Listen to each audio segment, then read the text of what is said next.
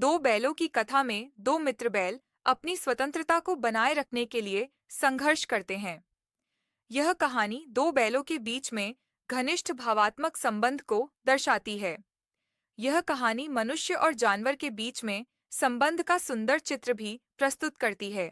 तो प्रस्तुत है मुंशी प्रेमचंद की कहानी दो बैलों की कथा। जूरी के पास दो बैल थे। उनके नाम थे हीरा और मोती।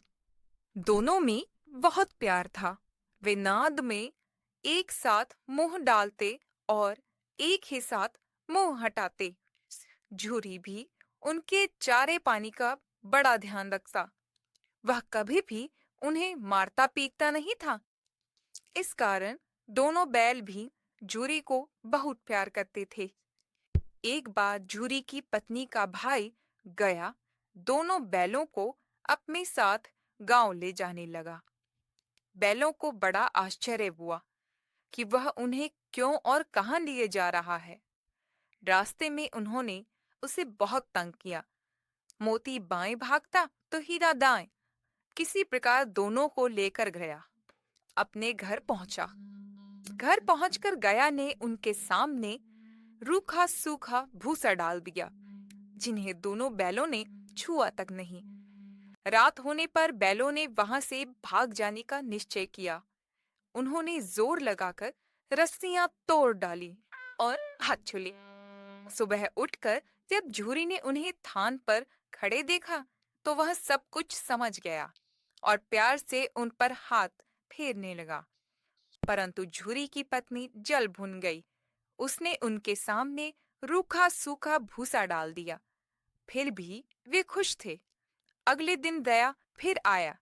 इस बार वह बैलों को गाड़ी में जोत कर ले चला। रास्ते में मोती की इच्छा हुई कि गाड़ी गड्ढे में धकेल दे, पर हीरा समझदार था। उसने गाड़ी संभाल ली और जैसे तैसे गया के घर पहुंचे। अब गया ने उनसे बहुत सख्त काम लेना शुरू कर दिया।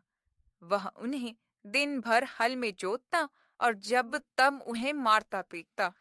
वे लाचार निगाहों से एक दूसरे को देखते। गया के घर में एक छोटी लड़की रहती थी। वह बैलों की दुर्दशा देखती तो उसे बहुत बुरा लगता। वह रात को चुपके से उन्हें रोटी खिलाती। दोनों बैल उसके प्यार के आगे अपमान और मार भूल जाते। एक दिन मोती रस्सी तोड़ने का प्रयास कर रहा था कि वह लड़की वहां आई और उसने दोनों बैलों को खोल दिया। दोनों वहां से भाग निकले। थोड़ी देर बाद जब गया को पता चला तो वह भी उनके पीछे दौड़ा, पर उन्हें पकड़ न सका। अब हीरा और मोती आजाद थे। रास्ते में उन्हें एक सांड मिला। वह उनकी ओर लपका तो हीरा मोती के होश उड़ गए। भागना बेकार था, इसीलिए दोनों ने साहस से काम लिया। सांड ने आकर हीरा पर वार किया तो मोती ने उस पर पीछे से सींगों से चोट की। सांड घबराया। वह किसी एक को तो मारकर कचूमर निकाल देता, पर यहाँ तो दो थे। मोती कुछ दूर उसके पीछे दौड़ा, पर हीरा ने उसे दूर न जाने दिया। दोनों अब बड़े प्रसन्न थे। आगे चले तो रास्ते में मटर का खेत दिखाई दिया। भूख तो लग ही रही थी। हरी हरी मटर देखकर उनकी भूख और भी तेज हो गई। वे खेत में घुस गए मटर खाने। अभी पेट भरा भी न था कि खेत के रखवाले ने उन्हें देख लिया। उन्होंने उन्हें चारों ओर से घेर कर अकड़ लिया और कांजी हौस में बंद करा दिया। हीरा और मोती ने देखा कि कांजी हौस में और भी कई जानवर थे। भैंसे, घोड़े, गधे, बकरियां आदि, सब के सब कमजोर और दुबले पतले। वहां किसी के लिए न चारे का प्रबंध था न पानी का। यहाँ कहाँ आ फंसे, उन्होंने सोचा। रात हुई। मोती ने हीरा से कहा, अगर दीवार तोड़ दी जाए तो बाहर निकलना आसान हो जाएगा। उसने सींगों से दीवार गिराने का प्रयत्न किया। दो चार चोटों में ही दीवार थोड़ी सी गिर गई।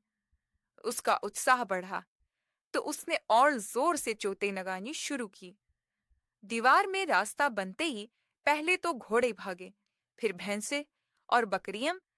मोती ने गधों को भी सींग मार मार कर भगा। ने हीरा से भी भाग चलने को कहा, पर हीरा ने मना कर दिया। सुबह होने पर कांची हाउस वालों ने देखा तो उन्हें बड़ा आश्चर्य हुआ। उन्होंने हीरा और मोती को नीलाम कर दिया। नीलामी में सबसे ऊंची बोली बोलकर एक व्यापारी उन्हें खरीद ले गया। उन दोनों को अपने गांव की ओर ले चला। मार खाते खाते और भूख सहते सहते दोनों बहुत कमजोर हो गए थे। उनकी हड्डियां निकल आई थी। भूख प्यास से व्याकुल बैलों में कुछ भी दम बाकी नहीं था। वे चुपचाप व्यापारी के साथ चलने लगे। रास्ता उन्हें जाना पहचाना लगा, तो न जाने कहां से दम आ गया। वे दोनों तेजी से भागे, आगे आगे बैल, पीछे पीछे व्यापारी। पर जब तक वह उन्हें पकड़े, तब तक दोनों बैल अपने घर पहुंच चुके थे। बैलों को वापस देखकर झूरी को बड़ी खुशी हुई। वह उनसे लिपट गया। इतने में व्यापारी भी वहां आ पहुंचा और उन्हें मांगने लगा। मोती ने आम देखा ना ताऊ, वह व्यापारी पर झपटा। व्यापारी जान बचाकर वहां से भागा। झूरी की पत्नी भी वहां आ गई और उसने दोनों बैलों के माथे चूम लिए।